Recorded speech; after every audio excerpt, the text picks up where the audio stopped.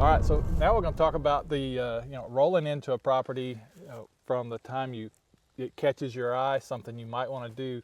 What's your best steps to securing that in a contract and then securing that to closing? How's the best way to go about that? So first and foremost, as an agent, we would like to see you get the deal done.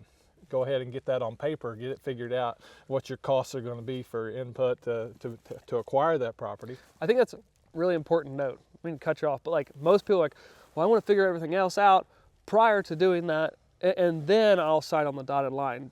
But in the meantime, Matt comes and buys the property out from under you. Bingo, So, bingo. anyway, so step one, secure the deal, get that figured out.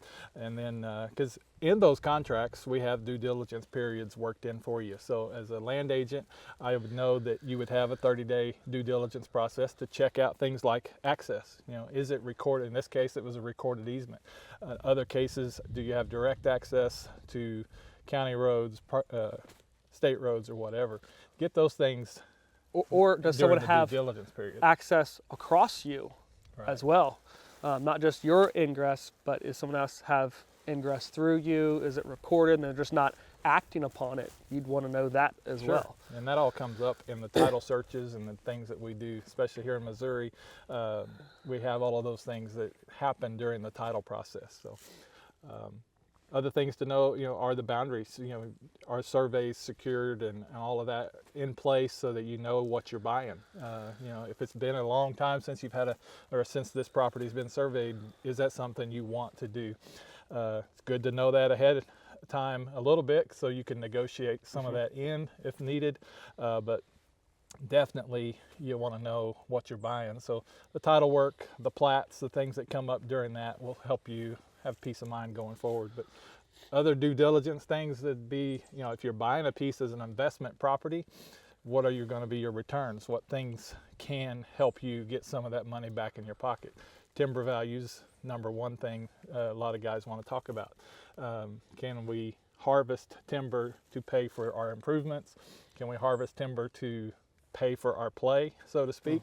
And as we go, So that might involve bringing a forester out to do inventory or just check the site and make sure that logs can get hauled in and out easily. Sure. I'm dealing with a property right now that they can't get, there's incredible timber value on it, but they can't get timber out because of access and neighbors are saying no.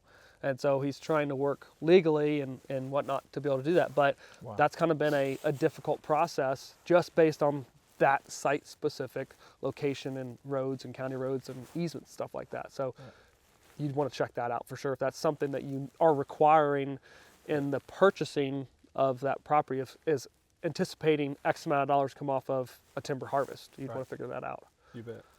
So other items to mark off that checklist, to determine whether this property fits the bill for you or not.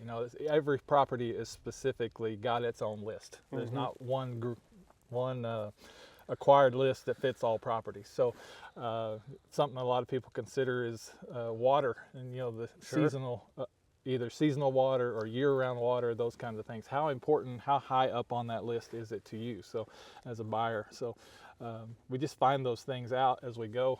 We learn a lot of it the first day we tour a property. Absolutely. But, not every detail is going to be ironed out that first time that you're on that place. And if you like it, that's what you're saying, is secure the property, and then you have 30 days within these sale contracts to figure out the finer details. And if something doesn't work out, you can back out that point. Right, you bet.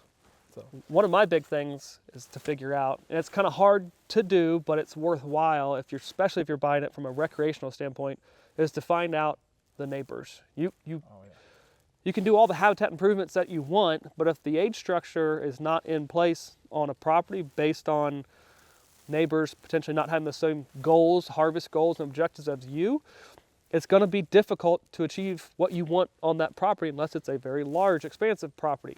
So potentially figure out the neighbors, do some Facebook stalking, social media stalking, or contact a local game warden, law enforcement officer. Pick up the phone, do that type of due diligence to figure out really a good understanding of what that neighborhood looks like to see if you want to be able to execute. 'Cause that can be a very limiting aspect to you enjoying and fulfilling your dreams for that rec place. Take 10 minutes on the phone with a few people to You learn a lot. realize if you're going to be able to enjoy this property for the next 10 years. You can learn a lot. It's a by good picking up the trade. phone. Absolutely. Any other points you want to make on due diligence once you've found that property? I think the biggest thing we might forget is that we do have timelines built into these contracts. So do them quickly, don't hesitate. Get started right away on your due diligence. As soon as you have the deal secured, get your due diligence started, don't put it off. So, you know, as we work these land deals back and forth, you'll see you have so many days, 10 days for this and 15 days for that, 20 days for title work.